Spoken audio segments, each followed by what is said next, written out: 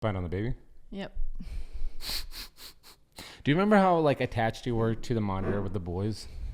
Like you would sleep with this giant, that's a little small, well that's through your phone, which is nice, but you had this like, it must have been, the LCD must have been like, I don't know, about yay big, like a 6x10 thing. And it would be, I remember specifically in our first house when we were like, the screen would be so bright and you'd be glued to it. And you would, because of all these like first time parenting things, you always hear like SIDS, infant death syndrome and stuff like that. So you would like wake up in the middle of the night, like, and check their pulse and stuff like that.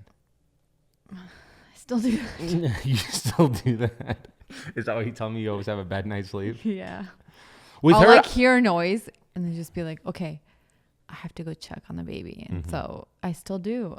I don't know. It's almost like in my head, it's like if I don't check on the baby and then something happens, I'll always have that like regret about I should have gone in and checked.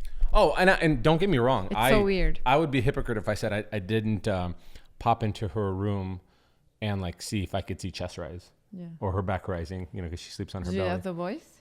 I did that with the boys in early stages. I don't do that anymore. Mm-hmm. Well, that's what I'm saying, when they're babies. With their babies, yeah, I think we were both on the same boat, right? We're both driven by that same fear. I wouldn't say I was like, oh, she's being irrational. Like, no, I think we're both in the same boat. It's just now I don't do it with the boys and I think it's silly, but with her, I don't know. It's like you have all the logic in the world, and you know you say like, oh, well, these are just like small statistics. How often it actually does happen? It's fear driven.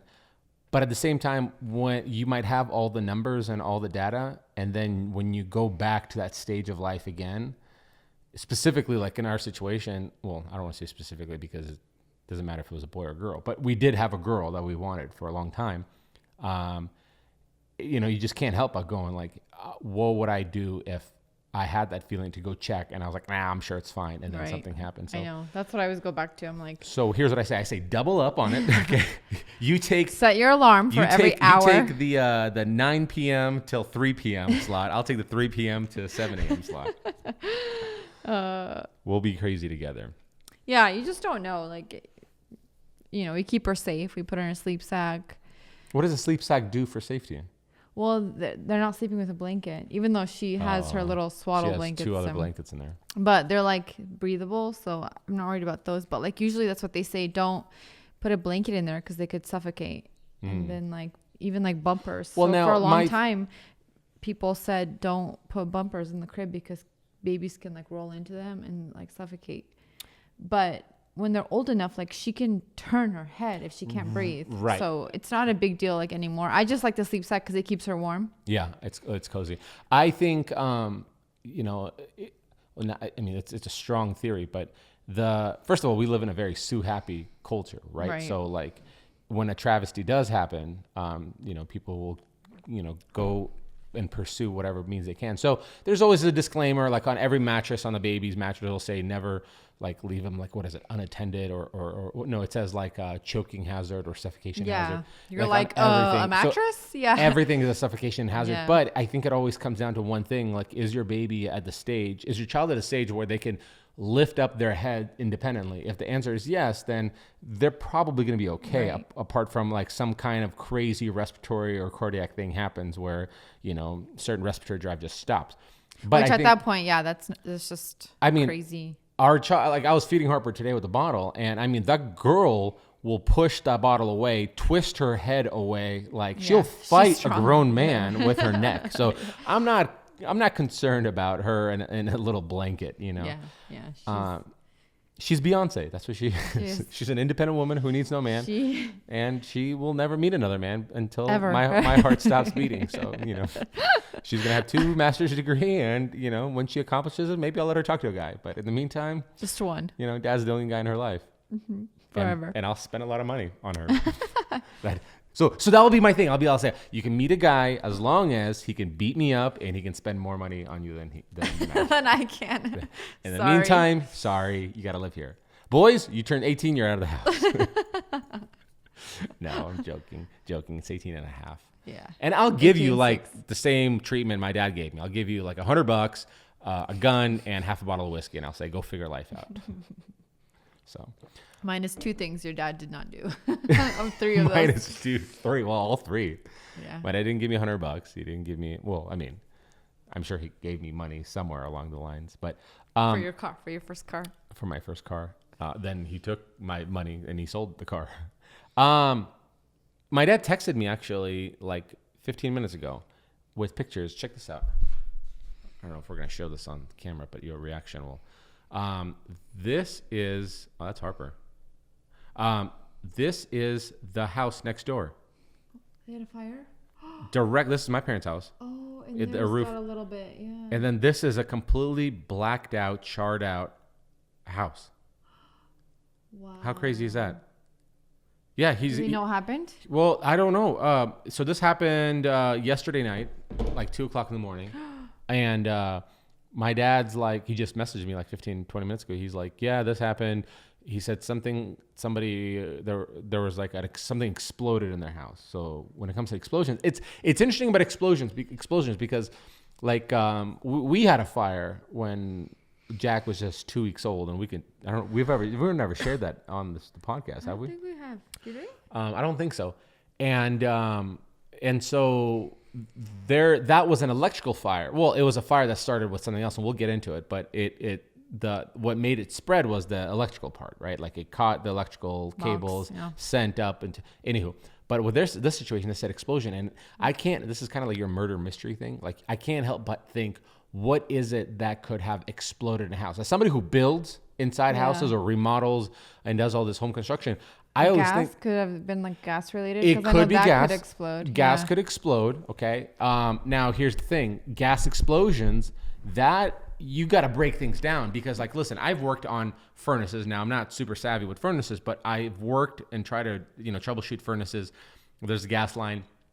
I've troubleshot boilers or water heaters. There's a gas line. I've replumbed gas line for an oven range. So I know the idea that goes into it, and it's kind of like one of those things. Like in my non-expert opinion, like it's almost kind of difficult to screw it up.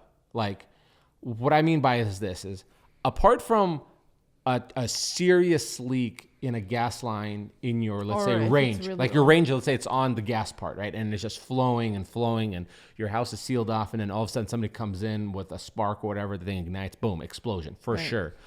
Maybe that's what happened.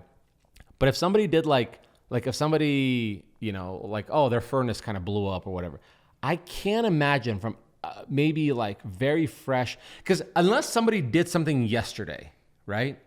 Like literally like, hey, I just put gas in my house, and they maybe did they're trying to fix something like themselves. Listen, it'd be interesting to hear. I mean, we're getting murder mystery on here, but true crime stuff. But I think I don't know. Somebody's trying to blow somebody up. Is that what you're trying to say? I don't think it was a gas explosion, because gas explosions, apart from a sticky gas line blowing into the house, it's very hard to kind of encapsulate the entire volume of a room with gas without somebody noticing, unless they're not home, unless somebody. There was in like maybe it was like a year ago. I can't remember how long ago it was, but don't you remember hearing on the news here locally in McCall or Cascade, New Meadows, somewhere in that area, there was an explosion. Somebody had obviously, it was an older cabin, so I don't know if that had anything to do with it. But I can't remember, honestly, the exact story. But it was like the same thing. Somebody was working on the gas fireplace, and it just like exploded. And the person like in that area died. Like 2 people died, and one person was like severely injured. So it was an act of working on it. So they probably... I think. I'm not 100% sure. But it was like something where it was like a complete accident and an explosion. But it was... I don't know if it started a fire. I think it did. Well, it would start a fire. Yeah. I'm not doubting the fact that an explosion like that would start a fire. What I am doubting is like, what is the likelihood of, like, you truly have to be reckless to have a gas leak that significant for an explosion. Did he say anything about like, was there people inside? Did they get out? I don't know. I don't think anybody. I don't think he wrote that part. I think it almost sounds like nobody was home, but I haven't. He sent me another message and I haven't read it yet. But you think it's like a wife who found her husband in bed with somebody else and then she went and like, leak. Yeah. No, you know why I don't think it is? Because I don't think an average. This is not to discredit women, but I don't, not to mention guys, I don't think an average person knows how to find a gas line and unscrew it. I mean, unscrewing is easy, but like right now, I'm like, hey. It was probably just. Okay, so we'll play this game just to prove my point. Okay, so let's say, I cheated on you, and you're like, and you're not a crazy person, but you decided to be I like, can be. I'm going crazy. Yeah, you can be. So okay, you're like, and you go to the darkest part of your mind, right? Like, I'm gonna kill him, right? And you're like, you know how I'm gonna do it? I'm gonna blow his ass up. Okay. How would you do it? If I were trying to blow up the house, I would be inside. So it would be no. You could literally like start a gas leak and then walk out the door and throw like a match or something like that. Okay. But that's like no. But yeah. Okay.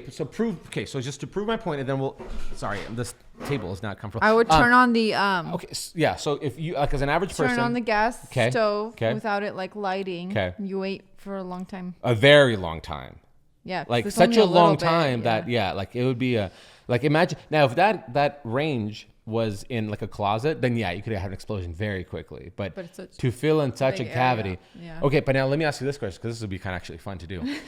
So let's say, again, you're going full psycho, and you're a big fan of true crime stuff. So you're going full psycho. So you've seen a lot of these examples and stuff like that. And I've did something horrific. You're like, no.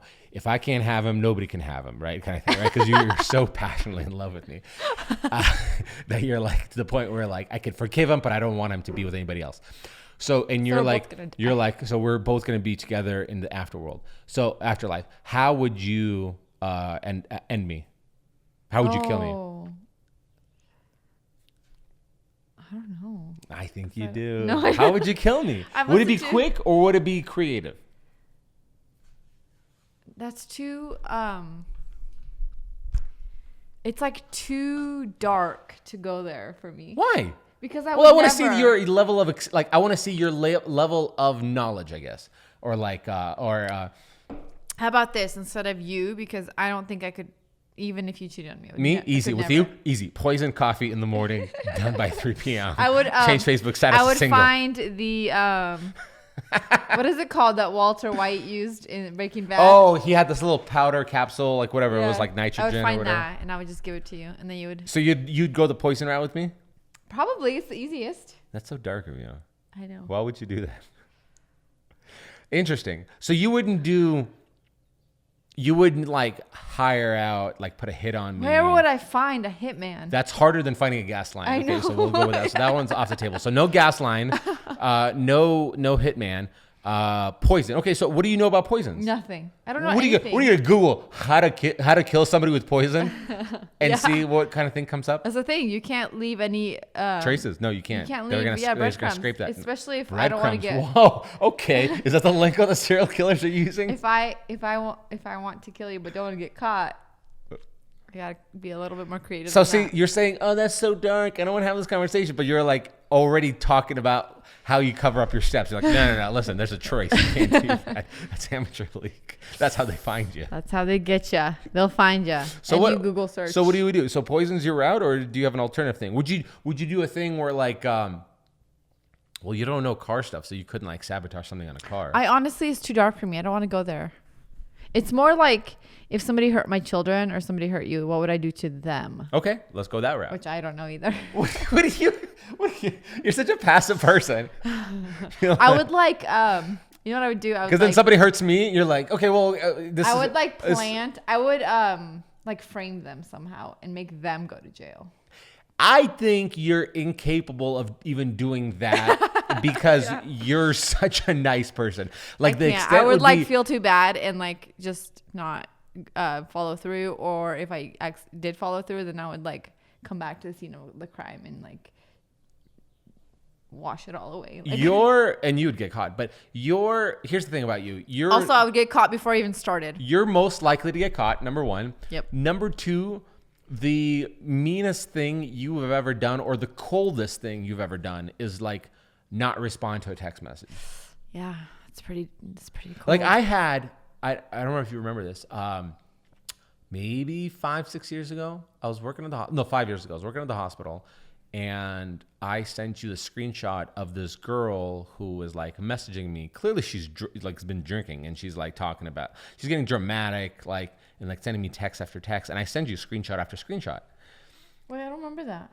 Yeah, you do. I remember, I don't want to say her name, but yeah, she's Facebook messaging me. Yeah, from my old hospital job, respiratory job. Are you sure? Yes, I do remember. I sent it to you, and you're like, she sounds like she's got some like trauma in her life or something like that, or a bunch of like bitterness in her life or something like that. And I'm like, this girl didn't even like jump on the train of like, let's roast this chick. You're like, oh, I wonder where she's coming from. Like, what happened in her life? What happened to make her like instead of being like, this B word, what's up? Hey, you talking to my man? You're like, oh, I don't honestly. She needs to be heard. Really? Must have not been a significant enough. No, it wasn't like she wasn't like hitting it wasn't. on She wasn't you. hitting on me, but she was giving me. She was she was giving me extra attention through a text message, and she was kind of going off like something about you never liked me or something like that, or like what did I ever do to rub you wrong or something like that. Oh, she wanted you to like her. I see. Well, it sounded like she had some frustrations of like, yeah. I don't know. You It sounded like day. she was being friendly enough with me that I might reciprocate that back. But I have a weird dynamic when females are around me that I'm not married to, where it's like I get kind of cold towards them, you know. So I'm like I kind of shut it down. Yeah, good. And then I send those messages to you, and you're like, "Oh, she sounds like she needs to be heard." Or, she needs a friend. She needs a friend. I'm like, okay, I guess this is what we've come down to. I honestly don't remember that. Must have not been. Yeah. Any other? Have you been still like dosing up on your true crime stuff? Yeah, I still listen to my true crime. I just listened to the. I swear, every time I record a podcast, I have to cough. Yeah, that's her sign of saying I don't like recording podcasts. Mm-hmm. I just can't talk. You know you like recording podcasts. Oh, did I ever say don't? Well, I mean, you know, you're like, I swear. I like recording a podcast. I love recording a podcast with you. But I like it more when we have a set time like we do now. Mm-hmm. So every Friday, So you like it, yeah? You love like a it. specific time so I can work my schedule around it versus before it was like, oh, shoot, we didn't record this week. Yeah. And then we try to squeeze it in somewhere. Well, It's very...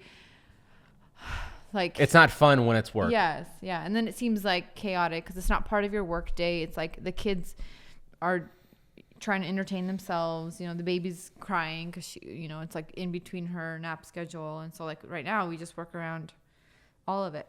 Her nap, I know that I have to be home at a certain time. I like that because it's part of the work day. That was your only thing of why you like it now? I thought there's more. I thought you were going to be like, and I thought you're just going to follow by like, and I like when there is a clear layout of what we're talking about. Because let's be honest, we don't have a layout of anything. We tried to in the beginning, but it's more fun when we just start something in banter, honestly. This is what you would do for like a majority of podcast episodes, like 10 minutes before we start. Hey, what are we talking about today? Yeah. And I'm like, I don't know. Well, because before we started this kind of getting into this like rhythm of just like, just talking about whatever this week is like, right? Or whatever's on our minds. Before that, I also had never done like podcasts or just anything on camera really. Yeah. So I was just nervous and had anxiety about it because I hate being on camera. I hate not knowing what I'm gonna say. It's funny because you're an influencer, like you're in the and influencer being like space. in the spotlight. I know, but I hate it. You don't do stories. That's another thing. Like this, is how you know you don't like it is you don't even do stories with the selfie video. Like you're not. I hate it. Yeah. On you, you'll do stories of like you shooting something else, but you'll. On myself. I could probably count on one hand. By the way, you haven't done stories like that in a long time. Of you like facing the camera. I just don't like being in front of the camera. Just don't like it. No, it's just mostly because Too busy. I'm too busy, but I'm still doing stories. Most of it's house reno stuff, so it's a little bit easier to be like, hey, here's what I did today. So you're pointing at the stuff versus you pointing at yourself and talking about it. Yeah. Yeah, but I like that we have like a schedule now, and I feel I'm more comfortable, and I think that's a big part of it. Now that we're like recording, I'm like, oh, it doesn't matter what if we don't have a topic, or we'll just find our way. We'll find a way. So going back to your true crime stuff, murdering stuff, is True Crimes the podcast, or is that a TV show? True crime is the genre. Oh, it's just a genre. Yeah. So what podcasts are big in that space? Crime Junkies, one of my favorites. Perfect name. There's a few. Perfect name. Crime Junkies. Perfect name. And I can guarantee you it's like 90% women, right? Whenever it says like gals. crime. Yeah. Well, right. Whenever the title is Crime Junkies. Yeah. It's good though, because you might as well be crime babes. That could be more on the nose of like usually you'd come up with like Dateline or Dateline's a good one. There's already Dateline. There was a show, but now they turned it into like a podcast too. So if you want to just listen, it's kind of nice. Is it on topic of that? Is it like child sex thing? No, I think you're thinking of Law and Order. No. That's not Law and Order. Dateline NBC is where Chris, whatever his name is, walks into the room. So the guy will show up, be like, "Hey, hi, I'm here. Is Stacy here?" And like he's got like condoms sticking out of his like pocket and a 6-pack of beer. No, that's not Dateline. You're thinking of Chris something. Not Chris Hansen. You're not thinking of Dateline though. You're thinking of the it is Chris How to Catch a Predator. How to Catch a Predator. That's right. Because Dateline is about true crime. It's about like people committing these crimes and trying to get away with them, and then they're kind of like the unsolved. I should stop boycotting Dateline then. How to Catch a Predator. Like these predators. They're like, why is he submitting us all these emails? Oh man. Interesting. There's some really good ones.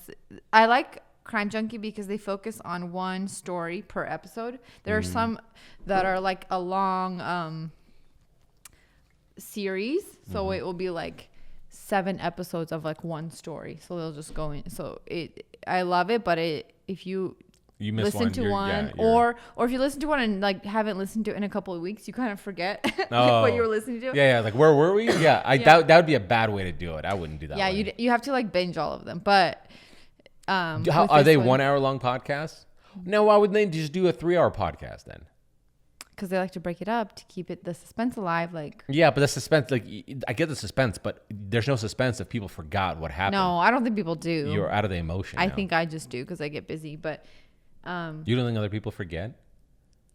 No, I think if they're really unless they do a recap at each one, like last episode on. But they also I think people are so invested that they'll like be waiting till the next episode comes out. Oh, they're leaving them hooked. And behind the door was who do you think? And then catch us next time. Which is what TV shows do as well. But I just listened to the one. I think Dateline did it actually, but it was the one about the couple here in Idaho from Rexburg. Is that where they're? There's a Rexburg place. Yeah, I don't know. That's where they were from. It was all over the news. It was it's not that chick. Lori Vallow. Yeah. That's the chick. So they have a really good podcast on their story, and it's really good. And what did she do? She killed her newly husband, right? Allegedly. And then her kids disappeared as well. Mm-hmm. And then she did some cult stuff, right? She was like part of a cult. Super deep into something cult. About, and what kind of cult was it? It was like I feel like there's something about like reincarnation or anything like that, no? Yes, it was. So like they say that you, part of the thing was like she married, after like 4 husbands, she married this other guy from Rexburg. Also this. Anyway, you guys need to listen to it. Go expand on it. I'll let you expand on it, and I think you should expand on it. But I was gonna just cut you off about the whole like 4th husband stuff. To be the guy or gal that has to be number 4. Oh, but he was just as involved in the cult stuff as she was. Oh, was he? He was the leader. Oh, that makes more sense. It's all sketchy. So like her first husband. He's a cult leader. He became, I can't remember if her first husband died or not, but like somewhere along the way, she had a husband that died of a heart attack, allegedly. And then they never like did an autopsy, I think, or anything. So they never like found out if it actually was a heart attack. That was just kind of what they said. And then when her the latest husband before she met this one is he was killed by her brother. Apparently because of her brother claimed it was self-defense because he came at him with a baseball bat. And then her brother ended up dying too.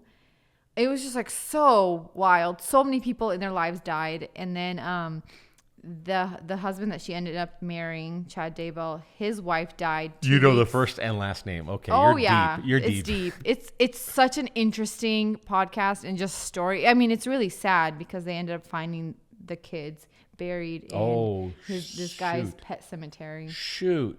Dang. Yeah. When was it? Like in September or something? Which also, how do they find, like, how do they go like, hey, I think we need to dig right here? Oh, because they did so much back digging and like trying to figure out like where these kids could be and maybe like tips. I don't know. But eventually they started like poking around and started digging in different areas of his house and ended up there. Listen, man, if you're also, the if you guy, have a pet cemetery, how many pets have died at your if house? you are the digger and part of this investigation crew that goes, hey, I think I found that, and to see, that is literally it's so sad. PTSD to the next level. And he was there at the property while they were digging. When they found him. Yeah, so and there's he was like, oh, I don't know what I got there. Well, yeah. While they were there, like he was just sitting there and then he was on the phone. Oh no, was it him or was it her? I can't remember. Honestly, it's like so twisted and confusing because there's so many parts of the story. Right. But I believe it was him who was at the property when they found the kids. This is the stepdad? Yeah, the guy she married. Yeah. And then he tried to like kind of like flee and they came after him because Really? he just like left while they were digging and then they were like, oh no, you need to come back. What's crazy is that so now they're like in the process of like being tried. Right. And, yeah. It's hilarious how your excitement for murder mystery stuff is my excitement for conspiracy theories. Yes, but exactly they're both the same, and we both respect each other. So I'll be like, "Hey, babe, check out this alien stuff I found," and then like you're like, "Oh yeah, something there," and then like then you go off on stuff like that. So technically, what you and I are part of is a conspiracy theory club. But true crime is not conspiracy. It's stuff that's actually happened. We're gonna change this podcast name to Conspiracy Cuties. That's what we're gonna change. Conspiracy Cuties. You'll hit us one with conspiracy true crime stuff. I'll hit us one cats. with a conspiracy cats. This is ridiculous. And this is why true crime is real. It's stuff that's actually happened. Oh, are aliens not real?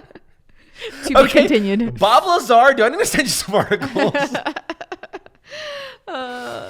That's we all know they're real. That's hilarious, man. It's good though. You should I'll send you that one. The world is such a dark place when you see how corrupt parents can be. Oh, that's the saddest part. There's a lot of the podcasts I listen to. It's like it's parents who commit these crimes or like a non-parent, a cat person, I could be like, oh, they've never experienced, they're a cat person. They've never experienced the love of a child. But a parent? Just people who it's such a twisted story in that. And there's so many. Like there's so many. It's not often that you find somebody who's like a non-parent. Like it is always a parent. Or like a lot of the stories is like a parent / spouse. Stepdad kills stepmom. both of them, like Right. the mom and the kids, or like the dad and the kids. It's so sad, but it's the way they spin these stories. That's why it's so interesting to listen to these true crime, because it's like they give you the backstory and then there's this like build up to like the oh my gosh, what happened, and then they don't really resolve it because some of them are still unsolved and then some of them are solved. So it's like sometimes you get a resolution, sometimes it's like we still don't know what happened to this person. And it's like I need to know. I was always so fascinated. I was always so fascinated the detectives and how they're able to come to these conclusions, right? Because like think about how often you're reading something on paper, right? You're reading an investigation, even as simple as like, so what was it, last summer or the summer before last, where we went boating, somebody broke the windshield of my truck in the parking lot of where the boats trailers are, took your purse, ran up a bunch of money on our debit cards. Anywho, they got caught, Turns out they're coming from Portland, hit up Idaho, and then where did they call you with your business card that they found? Like which part? It's like Wyoming or something. So it sounds like they were doing like this road trip going across the country and breaking in entry, stealing credit cards, racking up, and then going to the next place. And they caught the people. Like they called me like again, like yesterday. Not yesterday, like 3 days ago. They did? Yeah, remember how they called me, like updated me like maybe like 3 months ago, and they said, "Hey, I remember we found that person, blah blah blah." And they were so open too. Like her name is so and so, and the way they found her was through Facebook of all places. Like they looked at security. So you guys, if you're gonna commit crimes, like make sure you're not on Facebook because they after or during they saw when the charges happened. Like they sold a debit card.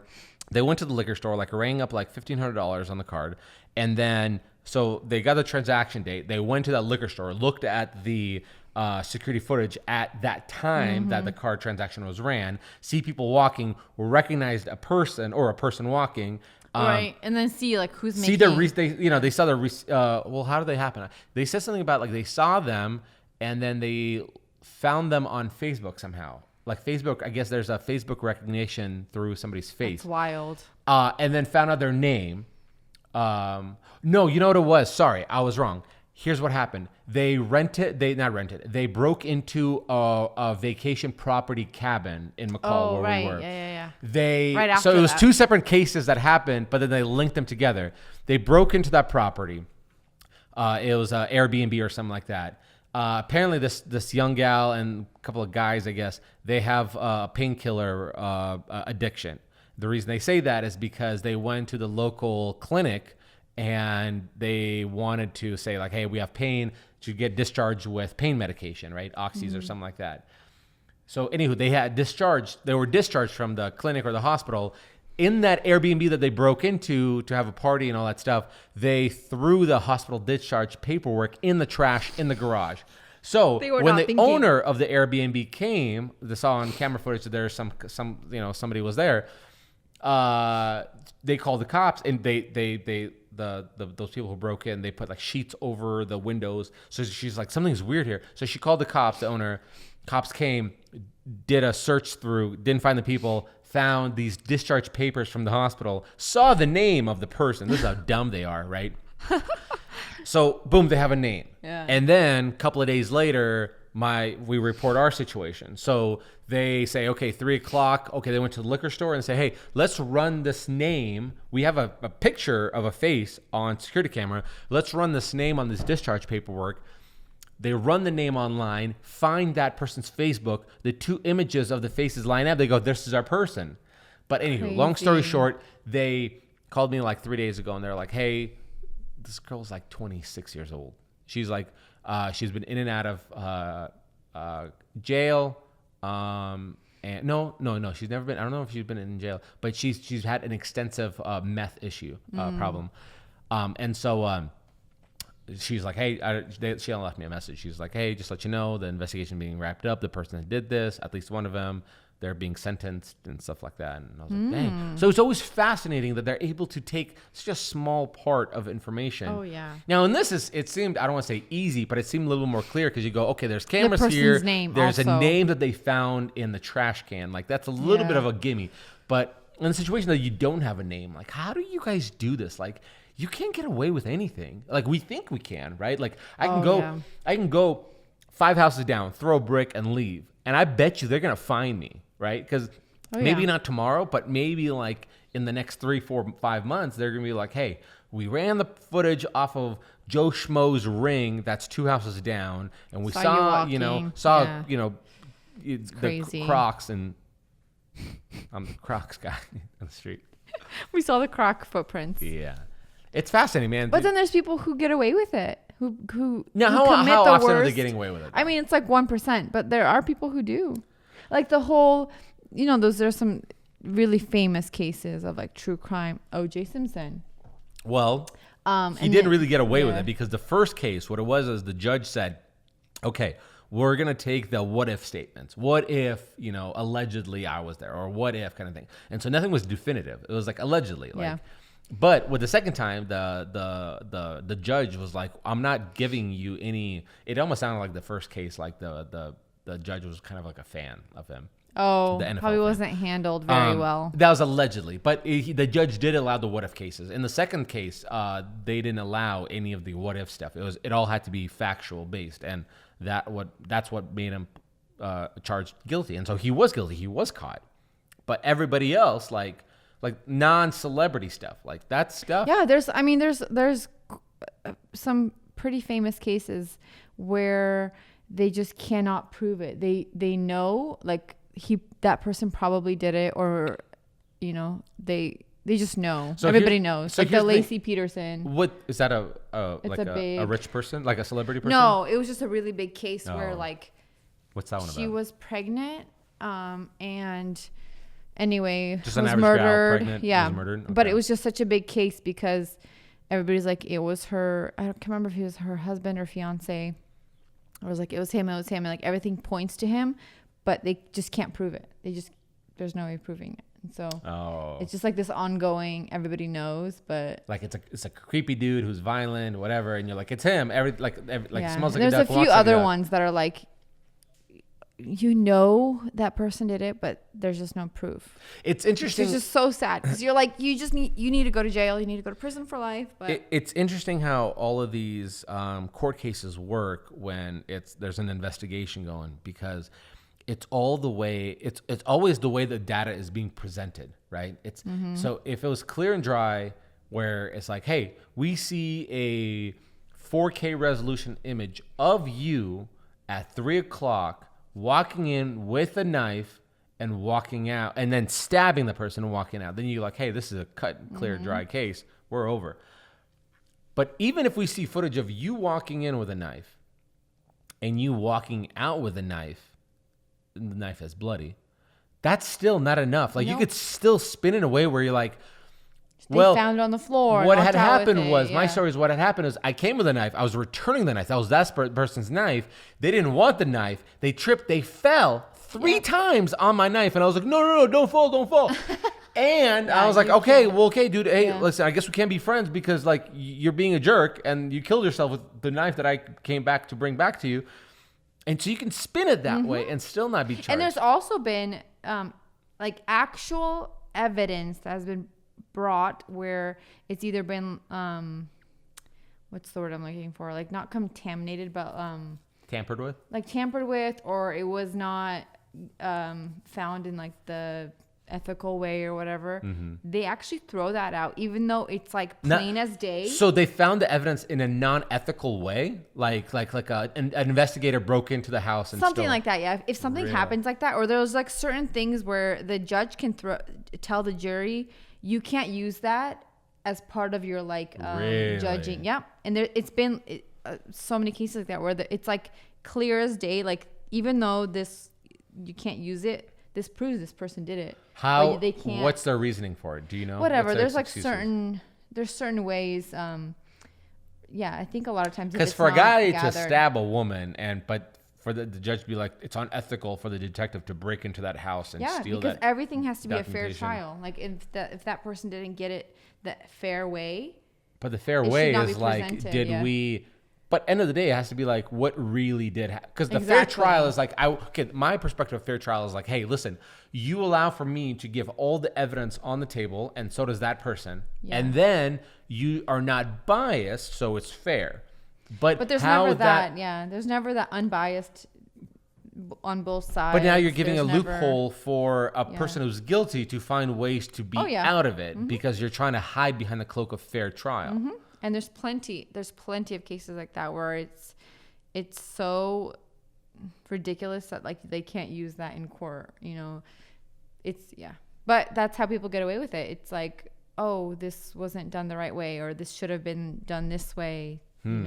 That's why there's so many objections in the court, because it's got to be done like a very specific way to give that fair trial. It's almost like a game. It is a game. You have to play, like you have to cat and mouse game. But it's interesting that it's one. Yeah, it's weird that the attorneys would use that to manipulate the judge, right? Because at the end of the day, you're almost hoping that this judge and the jury have just all the evidence on the table, right? They're non-biased. They were never affected by something like this. They don't have an emotional connection to this, and they make a decision based off of the facts, whether those facts were found legally or illegally. Like the fact that I broke into the house to steal the ring footage to deliver to the court case, which clearly shows this person did this.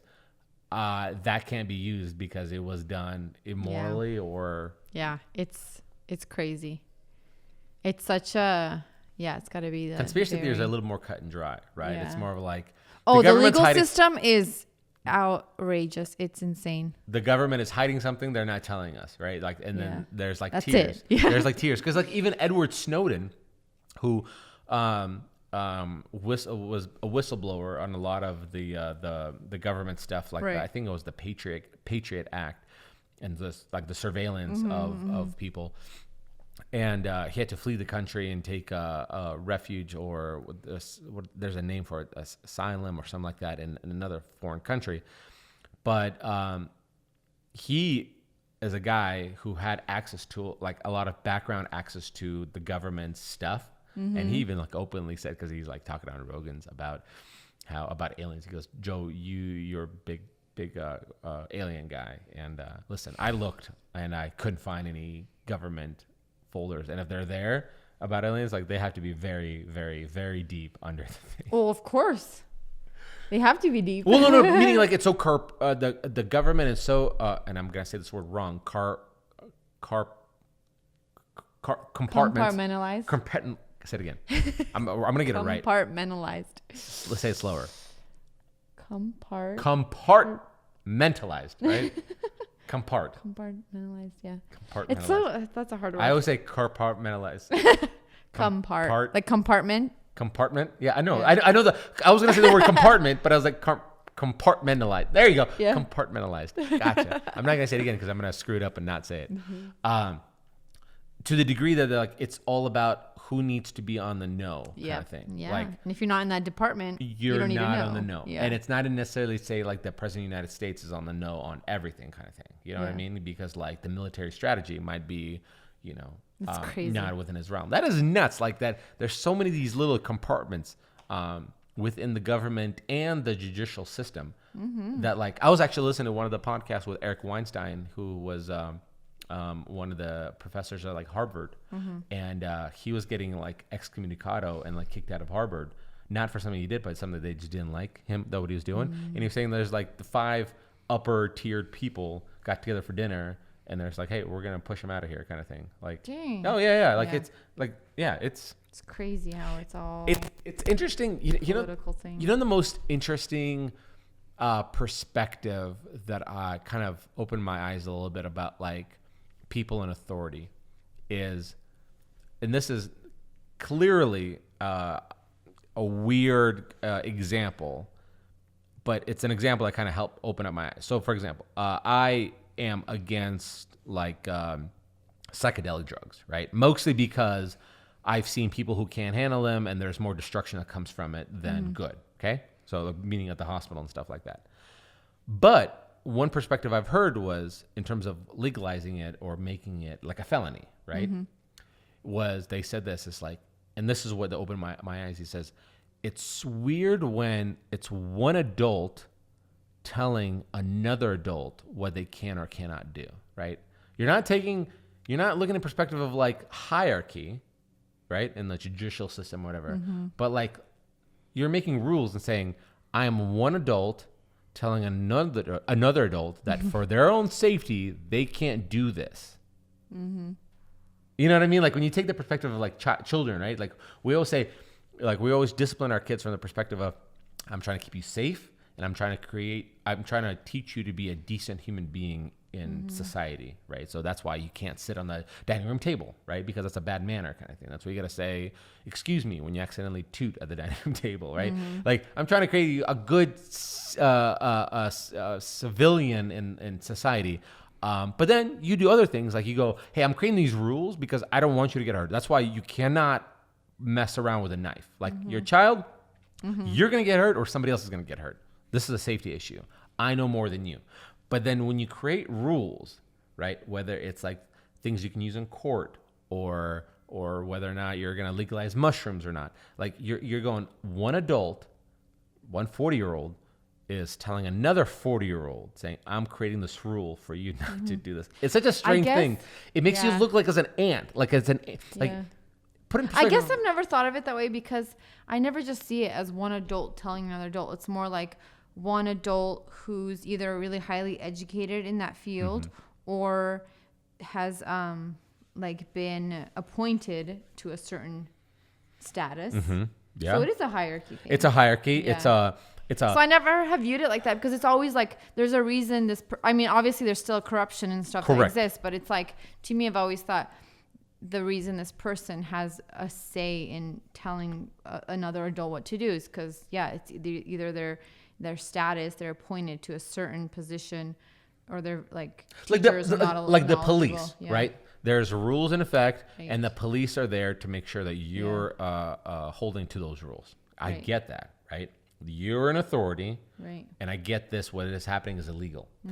But the ideas of things that are going to be illegal, that's the weird part, right? Like the dictation of what's legal and what's not. Right. Like alcohol could be legal, but let's say other things like marijuana could be illegal in one state but legal in another state. That whole stuff is just it's to the next level. But it's all small, and I'm not like lining up to like one specific thing, but it's the idea of the premise of like, for example, here's a better I guess example, which I don't want to ruffle any feathers, but like in the whole COVID-19, which states are open and which states are closed, right? Our state, for the most part, wide open, right? There's restrictions, right? Wear a mask, right? Social distance, whatever. I mean, there's soccer, little league playing in our house subdivision, right? It was crazy. I drove by, there was like 90 people. It looked like ants on a tiny It looked like we're back to apple. normal. Back to normal. Yeah. And then, but then you go to the airport, which you and I flew to Hawaii here recently. Like they're like, wear a mask, wear 2 masks, double up. Like, and you could tell like in certain states that we had a layover, where like LAX. Strict. Like that flight attendant might have like said maybe 9 times, like through the PA system, if we can see your nose, you're not wearing a mask. If you need help with your mask, let us know. And I'm like, whoa, like we just came out of Hawaii, like where we had to show on an app our paperwork and our documentation, then like, hey, we're negative and stuff like that. And we wore a mask. And so they were super strict, but even still, like we didn't have this. So like you could see different states. The difference, yeah. So like, you'll have like California and New York who are kind of more known right now to be the most closed states. And then all these other states like Texas, Florida, Idaho, and whatever, any other kind of states that they're not that main enough to hear. But like they're wide, they're wide open. And so that is all coming back from one adult telling a bunch of other adults what they can or cannot do. It's trippy, man. It's absolutely trippy. Like that's. Well, that's why I think. Wow, this is getting deep. But what creates corruption is when one person says, money. It's money, but it's also one person says, I believe, in my opinion, it should be like this, versus because it's never objective. It's never this unbiased opinion. It's always biased. Like we're seeing the numbers. Like there's unscalable deaths. So and guys, we got to put and to be completely honest with you, I think in the very beginning stages of this pandemic, that's what we all finally saw. Like, hey, remember they said 2 weeks, flatten the curve. Let's all do this and other thing, right? 1 year ago. A year ago, we're still trying to flatten the curve. And so, like, that was in the very beginning. But then now, and this is what I kind of heard, and it's not a conspiracy theory, but it's kind of like, so there's a clip online of Ronald Reagan, I think, where he's talking about JF Kennedy. He goes, he says something about, I think that it was JFK. He's like, one of the scariest things you'll ever hear is when the government says, I'm here to help. And then it clears to like this clip of who's our vice president right now? What's her name? Not Kamala Harris, right? Yeah. I was gonna say Tulsi Gabbard, but she should have been. But she goes like, there's like a clip which I don't know where they took the clip from, but it says like, we're here to help. It's like, if that's not conspiracy theory enough. Yeah. But the point of the matter is like, it's like in Soviet Union days, right? Like whenever power is given to the government, full power given to the government is not known to give that power back to the people, right? Yeah. So in the Soviet Union days, like if it ran to the degree where the government, you had a piece of paper or what they would call like a passport, where on a daily basis they would see how many days you worked, and how many full days you worked, and you were allocated that many days of grain and stuff like that, because during the communism, you didn't own anything. The government owned everything. You were allocated those things. In this perspective, like they owned everything, even what they would pay you, even the food that you ate, they owned it all, and you're just given your fair share.